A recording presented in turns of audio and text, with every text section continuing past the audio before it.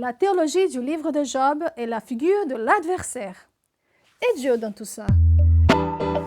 Selon une idée fort ancienne, les dieux sont à l'origine et du bien et du mal, comme on le voit dans la littérature mésopotamienne et en Ésaïe 45, verset 7, par exemple, où Dieu fait le bonheur et crée le malheur.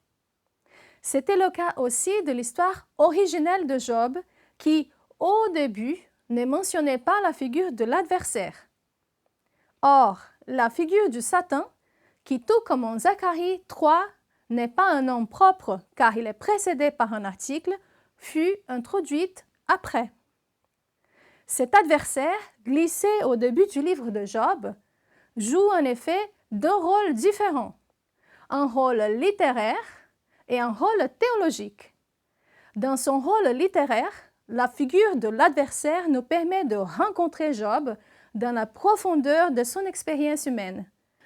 Et dans son rôle théologique, la figure de l'adversaire permet de contrer l'idée originelle d'un Dieu arbitraire qui frappe un homme intègre. C'est pourquoi on constate deux idées cristallisées, la participation divine dans le drame éprouvé par Job et l'idée qu'il ne serait pas à l'origine de ce malheur.